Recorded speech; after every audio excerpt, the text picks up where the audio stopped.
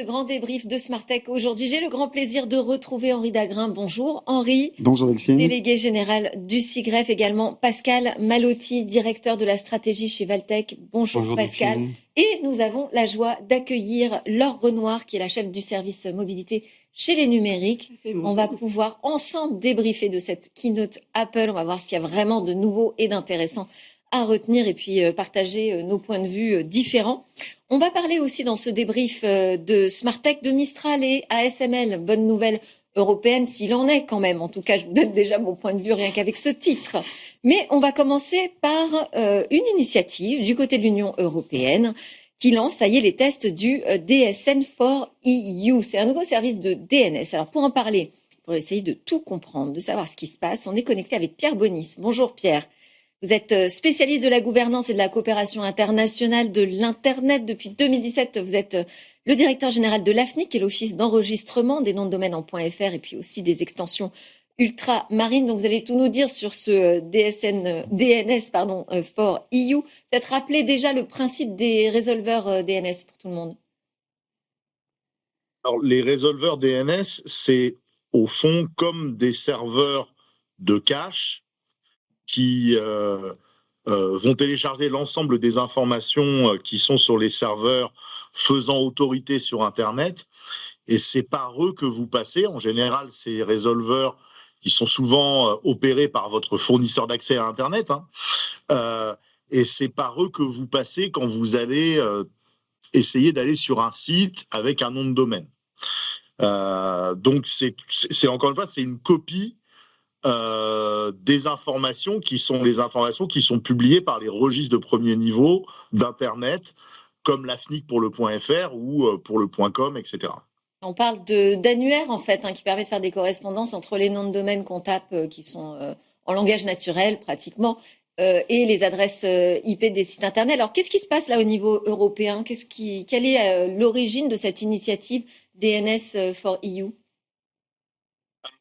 L'origine de cette initiative, c'est la prise de conscience par la Commission européenne il y a plusieurs années maintenant, il y a 3 ans à peu près, que ces résolveurs dont je vous parlais, qui sont la plupart du temps opérés par vos fournisseurs d'accès,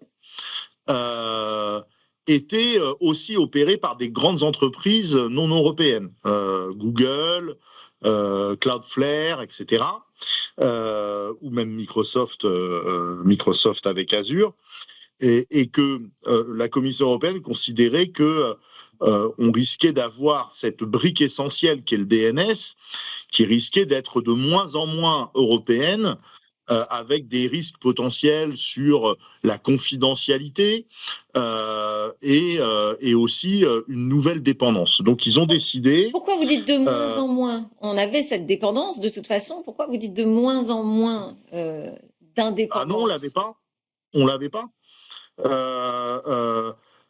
Encore une fois, les résolveurs, ils sont opérés par les fournisseurs d'accès. En France, les fournisseurs d'accès, ils sont français. Oui. Donc, il n'y a pas de dépendance. Oui, mais alors qu'est-ce qui se passe? Pourquoi vous êtes en train de nous dire, en fait, on est en train de basculer sur des résolveurs américains? Pourquoi?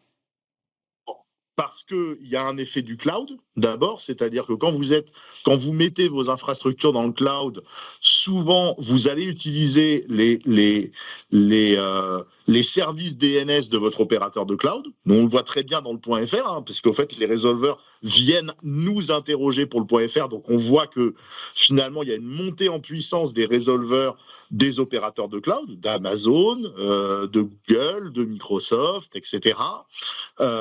Et puis, il y a aussi, ça on le sait moins, mais par exemple l'utilisation des antivirus pour l'utilisateur final, quand il clique sur navigation sécurisée, il va basculer automatiquement sur le résolveur de l'antivirus. Et les antivirus sont souvent des antivirus qui ne sont pas européens. Donc la Commission s'est dit qu'il fallait qu'elle incite, c'est pas un produit de la Commission, c'est un financement pour faire émerger un consortium qui puisse proposer une alternative à ces résolveurs qui sont souvent des résolveurs publics et parfois gratuits, une alternative qui soit purement européenne. Encore une fois, il y en avait déjà, chez les fournisseurs d'accès et même chez d'autres acteurs, mais la Commission a pensé que c'était pas suffisant sur le marché et qu'il fallait faire émerger un acteur très important des résolveurs en Europe. Alors, j'ai vu qu'effectivement, c'était un service public gratuit, mais qu'il y avait aussi une version premium qui était pensée pour les gouvernements, éventuellement pour les entreprises. Vous avez des questions pour Pierre Bonis, qu'on a quand même la chance d'avoir un expert du DNS avec nous. Vous avez des questions sur ce nouveau service DNS, Henri? Oui, parce que pareil, je voulais savoir si l'AFNIC était membre de ce consortium autour du DNS for EU. J'ai cru comprendre que non. Et donc, ça veut dire quoi pour l'AFNIC de ne pas être membre de ce consortium? Alors, nous ne le sommes pas. D'ailleurs, il n'y a pas de Français membres du consortium. Il y avait des Français qui s'étaient présentés, parce qu'il y a une sorte d'appel d'offres. Nous, à l'AFNIC, on avait, dans une certaine mesure, facilité la constitution d'un consortium français. Mais, alors je ne veux pas rentrer trop dans la technique, mais un registre, ça publie des informations sur des serveurs faisant autorité. Ça n'est pas un fournisseur d'accès. On n'aime pas trop le mélange des genres, donc on sait comment ça fonctionne, mais ce n'est pas notre rôle d'être des deux côtés du bâton. Donc on a refusé d'aller sur un consortium, de notre point de vue, qui gérait des résolveurs et pas des serveurs faisant autorité. Donc là, c'est un petit peu technique, mais dans le DNS, il y a plusieurs acteurs qui ont des rôles différents. Notre rôle, c'est de publier les zones du .fr, pas de les résoudre au niveau des fournisseurs d'accès. Ça va être un moyen quand même, selon vous, d'améliorer la sécurité des connexions Internet? Ça vous semble quand même une bonne initiative? On parle par exemple d'un filtrage contre des sites corrompus. Est-ce que c'est l'équivalent d'ailleurs du filtre anti-arnaque dont on avait le projet de mise en œuvre en France aussi? Je pense que c'est la même chose. Ouais. Vous avez absolument raison. Bon, la différence, c'est que le filtre anti-arnaque, il n'a pas vraiment vu le jour, d'une part. Bon, là, il voit le jour du coup au niveau européen. Bon. Voilà, et d'autre part que la motivation n'est pas que celle-là pour DNS for EU. Le filtre anti-arnaque, son nom l'indiquait, c'était vraiment une protection contre un certain nombre de sites contrefaits, etc. Là, c'est ça, plus la volonté d'avoir un opérateur de résolveur qui soit purement européen, et donc une volonté aussi de ne pas voir échapper des données qui peuvent être des données personnelles opérées par des opérateurs étrangers. Donc c'est pas tout à fait la même chose. Oui, effectivement, ça peut permettre de filtrer. Aujourd'hui, DNS4U propose plusieurs options, dont une option zéro filtrage. Okay. Et puis il y a des options qui sont des options un peu contrôle parental, etc., etc. Les difficultés qu'ils vont avoir, c'est que les règles de filtrage sont différentes d'un pays européen à l'autre. Donc théoriquement, il faudrait qu'ils aient 27 règles de filtrage différents, ce qui d'ailleurs était dans le cahier des charges initial. Et ça, c'est très très compliqué à mettre en œuvre. Et l'autre difficulté, je voudrais pas, c'est un peu ironique, mais c'est que nous on trouve formidable que effectivement DNS4EU propose une version totalement non filtrée, mais de fait, en proposant une version totalement non filtrée et en garantissant l'anonymat des utilisateurs finaux qui l'utilisent, je suis pas sûr qu'ils s'entendent si bien que ça avec un certain nombre d'autorités au niveau des 27. Donc on va voir comment ça se passe. Ils ont besoin d'avoir une offre payante à côté parce qu'il faut trouver un modèle économique. La plupart du temps, les opérateurs de résolveurs, ils vous vendent autre chose à côté. Ils vous vendent de la connexion à Internet, ils vous vendent du cloud, ils vous vendent de la cybersécurité. Donc, ils vont être obligés aussi, ce consortium-là, et pas la Commission européenne, de développer un business model, et ça va pas être facile, quoi. Donc il va falloir que ils arrivent à... Aujourd'hui, ils en sont au premier pas, ils font des tests, etc., mais qu'ils arrivent à présenter des offres qui soient vraiment compétitives, parce que ça coûte de l'argent d'opérer ce genre de choses. Et à ma connaissance aujourd'hui, les grands fournisseurs d'accès européens, et par exemple en France, Free, Orange, Bouygues, etc., à ma connaissance, il faudrait les interroger, mais n'ont pas basculé sur DNS4EU. Donc, ils ont toujours leur infrastructure de résolution sur laquelle ils ont eux-mêmes investi, sur lequel ils gardent leurs clients, et donc ils ont des données sur leurs clients. Donc, je ne suis pas complètement persuadé qu'ils aillent payer DNS4EU demain. Oui, bon, on entend bien vos réserves. Le fait qu'on n'ait pas du tout de Français représentés d'ailleurs dans le consortium, c'est un peu dommage. Ouais. Ouais. Non, j'avais une autre question, c'était est-ce que la FNIC aurait des conseils, parce qu'au-delà du discours politique, est-ce qu'il y a un avantage business pour des entreprises, pour des administrations publiques, pour leur performance, de basculer sur le DNS for EU? Et on va prendre en même temps une réaction de Pascal. Non, je trouve que c'est évidemment bien parce qu'on sait que nos données de navigation aujourd'hui, elles sont soumises à l'American Cloud Act. Mais bon, de toute façon, on sera sous la surveillance européenne légale, donc ça changera pas énormément de choses. On va être dans une problématique de guerre asymétrique. De ce que je lis, ils ont des moyens qui sont limités, 14 millions de dollars sur 3 ans, alors que Cloudflare, c'est 400 millions de dollars de R&D chaque année. On parle d'un consortium européen, je crois qu'il y a Cisco quand même dans le consortium, donc bon, on recherche une forme de pureté dans le discours. C'est très bien, c'est une nouvelle alternative, allons-y, mais honnêtement, j'y crois pas trop. Allez, un peu de scepticisme en plus. Pierre Bonny, juste une réponse rapide pour Henri sur l'intérêt pour les entreprises. Non, l'intérêt pour les entreprises, ça dépend d'où elles partent. C'est-à-dire que, encore une fois, si aujourd'hui elles ont un opérateur de résolveur qui est un grand fournisseur d'accès français, par exemple, elles n'ont pas nécessairement beaucoup d'intérêt à passer sur DNS4EU. Si par contre elles ont tout mis dans le cloud et qu'elles considèrent qu'il y a des choses sensibles, elles ont peut-être intérêt à retirer le résolveur du cloud dans lequel ils sont et d'aller taper sur le résolveur de DNS4EU. Donc ça dépend complètement d'où on vient. Et juste pour terminer, et juste pour rebondir sur ce qui a été dit également, j'insiste, il n'est pas vrai de dire que nous sommes dans quelque chose d'asymétrique.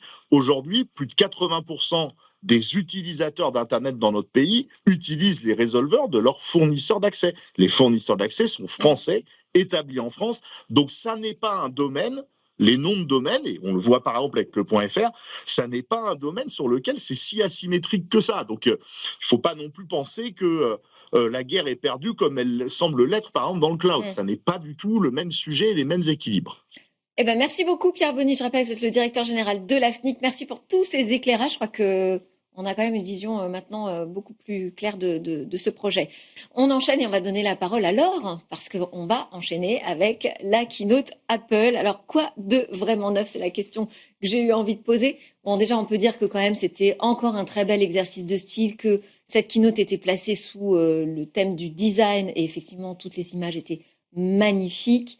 À part ça, c'est une habitude chez Apple. Ils font ça très très bien. Oui. Une conférence filmée, enregistrée à l'avance. Oui. Donc c'est léché. C'est filmé à l'iPhone. C'est de plus en plus beau. Pour vanter aussi la qualité de capture d'image des nouveaux iPhones. Et la nouveauté. Vous êtes tombé sous le charme ou pas, Laure? C'est prendre du recul. Je tomberai sous le charme quand j'aurai testé les produits. Donc on va attendre qu'ils sortent. Ils sortent d'ici une grosse semaine. Oui. Le principal, ça va être l'iPhone Air. Alors c'est un nouveau produit chez Apple. On connaissait les MacBook Air. Vous en avez peut-être utilisé depuis quelques années. C'est des produits qui sont fins et légers. Et là, tout l'enjeu, c'est d'arriver à miniaturiser ce qu'il y a dans un iPhone habituellement, dans un cadre beaucoup plus fin et beaucoup plus léger. Donc là, les images sont hyper impressionnantes. Je ne sais pas si on va les voir. Alors, c'est du chiffre. C'est vrai que ça n'évoque pas grand-chose comme ça. On est sur 5,6 mm d'épaisseur pour un iPhone Air. C'est très peu. Une fois qu'on l'a en main, on comprend la différence entre cette épaisseur et 8-9 mm. Ça fait la différence quand on l'a en main. Bon, après, on rajoute tous une coque à notre iPhone et on se retrouve avec un truc lourd et moche. Mais bon. Alors, effectivement, c'est un peu le souci avec ce type de design. Il faut que ce soit solide pour éviter d'utiliser une coque qui va complètement alourdir et épaissir le produit. Ils ont présenté un genre de bumper, un truc qu'on met autour. Oui, j'ai vu ça. Pour justement éviter d'avoir un produit vraiment très épais et très lourd. Là, on voit aussi. Alors, non, là, c'est autre chose. Alors là, c'est une autre version. Oui. Là, c'est un iPhone 17. Ça, c'est le Pro. Je ne sais pas. Oui. Un Pro. Qui aussi adopte un nouveau design pour le coup. Alors là, ils ont procédé différemment d'habitude. Vous voyez au dos cette espèce de rectangle au niveau de l'appareil photo. En fait, c'est là qu'Apple a placé tous les composants pour laisser davantage d'espace dans le reste du corps de l'appareil pour mettre une plus grosse batterie. Ouais. Donc, gros enjeu cette année, est-ce qu'on aura une meilleure autonomie? Est-ce que les composants ne vont pas chauffer et justement augmenter la consommation d'énergie au quotidien? Tout ça, Il faudra qu'on le teste pour le savoir. Et l'autre nouveauté, c'est l'eSIM. l'eSIM, oui. Alors, l'eSIM, c'est quoi? C'est une carte SIM dématérialisée. On l'utilise beaucoup quand on voyage, notamment. Ça permet de prendre une SIM sur un service assez peu onéreux. Voilà, on l'utilise. Alors pour aujourd'hui, il y a une des applications qui Il y a permettent. plein d'applications, basculer la d'une SIM à une Rano, autre. la Fly, le Gomo World, il y en a plein qui existent. Donc, à charge de chacun de chercher le plus avantageux pour lui. Et puis, les opérateurs français proposent aussi des versions eSIM des forfaits traditionnels. Et l'iPhone Air, pour gagner de l'espace aussi, passe à l'eSIM. Donc, 100% eSIM. Ouais, 100% eSIM. Donc, plus de carte SIM physique. C'est bon à noter parce que quand on change de téléphone, c'est un tout petit peu moins simple que d'enlever sa carte SIM et de la remettre dans un nouveau produit. En revanche, pour les autres smartphones, les autres iPhones, là, en France, on a toujours un petit tiroir pour mettre une carte SIM. Des réactions. Oui, pardon, Laure. Ça a une conséquence. Les smartphones qui ont un chariot pour carte SIM en France et en Europe, eh bien, ils ont une batterie plus petite qu'aux États-Unis où on est en 100% eSIM sur tous les produits. C'est quand même intéressant à noter. Ah oui, absolument, intéressant. Une réaction sur cette keynote que vous avez peut-être suivie en direct ou en décalé, je ne sais pas, Pascal? En direct. Oui, évidemment. Sur mon iPhone. Très bien. Non, il y a eu 2 surprises. C'est-à-dire que... Avec vos AirPods? Tout à fait, complètement. Dans la rue, en plus. Ok, donc totale victime. Complètement. Assumé. Non, 2 surprises, parce que tout fuite à l'avance quand on a c'est 2 entreprises qui contribuent à la fabrication, enfin en tout cas à tous les composants qu'il y a dans un iPhone et évidemment la fabrication, l'assemblage par Foxconn. Donc 2 surprises. On ne s'attendait pas au nom. Sur l'iPhone Air, on pensait que ce serait un 17R, donc il ne le rattache pas finalement à un nom, un numéro, donc ça veut dire que son cycle de vie potentiellement va être différent comme l'iPhone SE, on verra. Et le deuxième point, c'était la traduction simultanée sur les AirPods 3. On s'y attendait pas, et c'est super parce que ça, pour le coup, ça va être Star Trek. Impatient de tester parce que ça va pas être disponible au lancement en France. Bon. Alors là, c'est vraiment très frustrant. Parmi les langues prises en charge, il y a le français, mais ça va pas fonctionner en Europe. En tout cas, au lancement des produits. Ça, on faudra attendre un peu pour voir comment ça fonctionne, mais c'est vrai que alors, je sais pas, on peut pas parler de démonstration, mais les vidéos qui étaient préparées pour montrer demain comment on interagira à l'étranger de manière hyper fluide entre 2 personnes qui ont les mêmes AirPods ou même avec quelqu'un qui n'est pas du tout équipé, c'était assez bluffant et on se dit, on rentre, c'est Star Trek, on rentre dans une autre dimension là en termes de communication. C'est la réponse au Google 10 Pixel qui offre le même service sur le terminal avec la possibilité en plus de pouvoir utiliser sa voix clonée avec de la Gen AI. Donc je pense que c'est la réponse directe à cette fonctionnalité. Et c'est intégré dans Google Meet. Tout à fait. Et qui d'ailleurs était à peu près la seule chose. La première étape avant l'intégration de cette fonction qui est de la traduction de l'appel, effectivement, en direct, mais dans les appels vocaux, là, sur téléphone, de manière très, très classique. Voilà, et cette traduction sur les écouteurs, ça arrive de plus en plus souvent maintenant chez les marques concurrentes. On va le retrouver chez Samsung aussi. C'est la nouvelle étape dans ces écouteurs. Là, on se dit on a vraiment un cas d'usage intéressant, quoi. Oui. Hyper séduisant. Ce qui m'a aussi marqué, c'est le rapprochement du modèle de base de l'iPhone Pro et là du 17 Pro, c'est-à-dire qu'ils ont mis à peu près technologiquement, généralement on avait une génération d'écart entre la version de base et le Pro. Là, ils ont pris à peu près tout mis, c'est-à-dire le Always On sur l'écran quand il est en mode veille, le ProMotion 120 MHz et qui d'ailleurs justifiait beaucoup le prix, la différence de prix entre la version de base et la version premium. On va dire l'Euro ProRes en termes de format d'image, le Center Stage qui permet en fait de prendre en mode portrait un selfie, mais si l'intelligence artificielle reconnaît qu'il y a plusieurs personnages, vous n'avez pas besoin de basculer votre téléphone en mode paysage, en mode portrait, vous pouvez prendre grâce au recadrage. Il y a beaucoup d'idées. En fait, Apple a inauguré quelque chose d'assez nouveau, c'est un capteur carré. Normalement, un capteur photo, c'est rectangulaire. Donc là, l'idée, c'est d'en exploiter une seule partie. Alors, soit comme ça, à la verticale, soit à l'horizontale, soit la totalité du capteur. Donc, ça démultiplie les possibilités. Il y a un petit peu d'intelligence artificielle pour gérer ça. Alors, j'allais le dire, il y a un petit peu d'intelligence artificielle. Moi, ce qui m'a frappé dans cette keynote, c'est qu'il y a un petit peu d'intelligence artificielle partout, mais il n'y a pas eu un focus. Non. Eh ben oui. Apple Intelligence. Eh ben oui.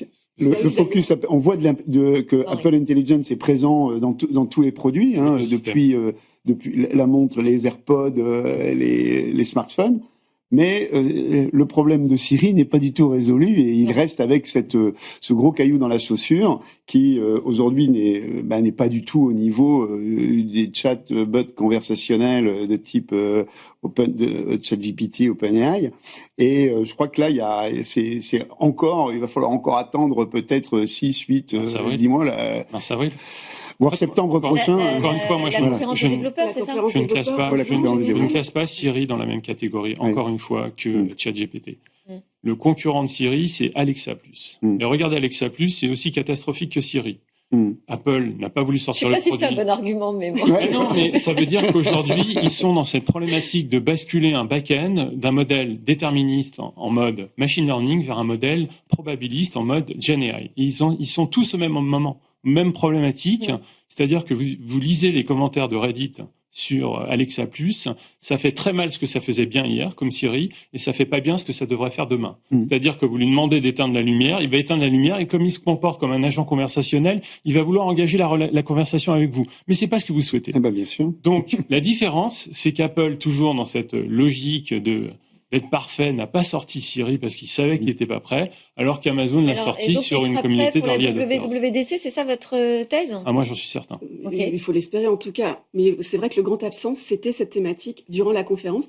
Et c'était vraiment très notable. On a d'habitude des conférences très inspirationnelles où on va parler de fonctionnalité et d'usage. Là, on a parlé énormément de matériel et de design un petit peu à l'ancienne. C'est ce que j'allais dire. On est revenu au keynote finalement historique avec, attention, badaboum, un super nouvel iPhone. Exactement. Est-ce qu'on ne revient pas aussi à quelque chose d'un peu élitiste, hein, parce que tout semble très très beau, tout est dans un monde idéal. Quand on entre dans une keynote Apple, on entre dans une bulle quand même qui n'est pas le monde réel. Oui, il y avait un autre sujet qui m'intéressait, c'était celui du rapport à l'entreprise. Alors bien sûr, la keynote de rentrée n'est jamais consacrée au grand public, mais ce qui est très intéressant, c'est de voir que ça a des conséquences très importantes sur les flottes mobiles notamment et l'équipement au sein des entreprises, parce qu'on n'est plus dans une relation B2B ou B2C, mais human to human, et ça c'est assez intéressant avec cette stratégie de consumérisation of IT au sein des entreprises qui est particulièrement, je trouve, notée dans cette keynote. Ok. Oui, parce qu'on n'a plus que 5 minutes pour l'autre sujet. Oui. Très bien. Non, mais la démocratie, on dit que c'est élitisme, mais en réalité, en ayant rapproché le modèle de base du pro, je pense qu'au contraire, c'est une démocratisation des usages sur une expérience premium pour l'ensemble de la communauté. Bon, en tout cas, ça fait envie. Hein. Franchement, quand on voit les images, on est impatiente, Laure, que vous reveniez avec une démonstration. Ah bah oui. Alors, on va parler de notre autre sujet, c'est ASML qui va devenir l'actionnaire principal de notre pépite dans l'intelligence artificielle, à savoir Mistral. Donc, on a ce géant néerlandais des puces qui investit 1,3 milliard d'euros. Toute cette opération s'inscrit dans une levée de fonds qui va valoriser Mistral à 10 milliards d'euros, nous dit-on, ce qui serait un record en Europe dans l'IA. Moi, j'ai titré, pour vous donner mon point de vue, bonne nouvelle européenne. Est-ce que vous partagez ce point de vue, Henri? Je pense que c'est une bonne nouvelle. En tous les cas, on parlait d'Apple il y a quelques semaines. Il y avait l'éventualité, les rumeurs de rachat de Mistral AI par Apple, justement pour résoudre ces difficultés, ces retards sur l'IA. Donc ça sera pas le cas. Je pense, c'est plutôt une bonne nouvelle pour l'économie européenne en tant que telle. Mais ça montre quand même qu'il y a un modèle qui est assez intéressant. En fait, on a dans la chaîne de valeur, on a les deux extrémités. Et est-ce que derrière, on se dit qu'il peut y avoir ensuite une construction d'une verticale depuis les machines qui permettent de graver les processeurs les plus performants jusqu'au développement du code, et il manque au milieu, allez, en résumant, il manque les fondeurs. En Europe, et il manque des opérateurs du cloud qui soient à l'échelle mondiale, de classe mondiale. Est-ce qu'on rajoute les deux et puis on fait une verticale? Ça aurait du sens. Et je pense que ça intéresserait beaucoup de monde en Europe, en tous les cas. Laure? Oui, non, c'est vrai que ça nous rappelle que la boucle est bouclée. ASML, c'est eux qui fabriquent les machines qui permettent de fabriquer encore une fois, les processeurs, ceux qu'on retrouve dans les iPhones notamment d'ailleurs. Ils équipent TSMC. TSMC, c'est le fondeur taïwanais qui fait les processeurs d'à peu près tout d'ailleurs. Et donc, effectivement, la chaîne va de ces fabricants de machines jusqu'à l'IA qui exploite les puces qu'elle-même fabrique. Donc là, eux, ils ont vraiment un pied partout. Oui, en effet, ils ont un savoir-faire unique au monde et c'est extraordinaire puisqu'ils permettent de graver ASML. toutes les puces, ASML. Bon, alors on va le dire, hein, certains vont faire du cocorico. Merci Bruno Le Maire, hein, qui aujourd'hui est le conseiller spécial du CIO français d'ASML. Donc bon, voilà. Une fois qu'on a dit ça, c'est toujours le rapport de force. Je vais revenir à la guerre asymétrique. Et tout à l'heure, quand on parlait de DNS for EU, moi, c'est la viabilité de DNS for EU, c'est pas la symétrie sur les utilisateurs qui utilisent des DNS en France ou ailleurs. Là, c'est la même chose. On voit bien que 10 milliards... Anthropic vient de faire un tour de table à 13 milliards de dollars. Leur valorisation est à 187 milliards de dollars, c'est-à-dire 2 fois la valorisation boursière de Starbucks. On monte des marches, Pascal. Oui, c'est bien. C'est bien. Et je pense que si Mistral aussi. Qu'est-ce qu'on fait? On s'arrête et puis on observe? Il faut continuer, mais. Ah oui, d'accord, très bien. Tenons quand même. On est d'accord. Tenons quand même juste les ordres de grandeur. Oui. Oui, bien sûr. De garder les pieds sur terre. De dire super, la souveraineté européenne, très bien. Mistral, c'est une très belle pépite européenne ou française. D'ailleurs, ça nous arrange de dire française, puis parfois c'est européenne. Mais regardons juste aujourd'hui ce qui se passe dans le monde. La valorisation de... On a l'impression qu'on l'ancre un peu plus en Europe, justement, cette pépite Mistral. Qu'elle risquait de nous filer entre les doigts, d'être davantage très beau rapprochement américaine que française. Aujourd'hui, on se dit, bon... Il n'y a pas une chance sur 1 million que Apple rachète Mistral, parce qu'il n'y en aura aucune utilité aujourd'hui par rapport au savoir-faire de Mistral, mais c'est très bien que ça reste en effet aujourd'hui dans le giron européen. De ce point de vue-là, je n'ai pas de débat. Et puis il y a quelques semaines, beaucoup d'observateurs pensaient que la prochaine série levée de fonds de Mistral le ferait basculer du côté américain, indépendamment du rachat d'ailleurs par Apple. Hein. Bah, c'est pas ce qui s'est passé, même s'il y a des fonds, des entreprises américaines qui sont au capital de Mistral, hein, je crois Nvidia. Complètement. Microsoft. Voilà, et puis ça crée voilà. cette valorisation, si elle va créer de la confiance auprès des grands décideurs qui vont peut-être davantage adopter ces solutions européennes en se disant, finalement, peut-être qu'on peut y arriver à imposer ces solutions aussi, à ouvrir les carnets de commandes dont on parle souvent, hein, que ce soit du côté des États ou des grandes entreprises, à ces Européens. Pour rester compétitif, de toute façon, ces LLM sont voraces en investissement, on le sait, notamment sur l'apprentissage. Donc, il va falloir continuer à investir dans Mistral s'ils veulent rester dans la course. C'est aussi simple que ça. Et après, les fonds peuvent venir de n'importe où. Anthropic ne voulait pas de fonds qui viennent du Moyen-Orient, et là, il y a des fonds dans le Qatar. Merci beaucoup. Laure Renoir était avec nous des numériques, Pascal Malotti de Valtech, Henri Dagrin de Sigref. On était en direct, c'était Smartech. Je vous souhaite une très bonne journée et à très vite. On se retrouve en direct à 10h45 jeudi prochain.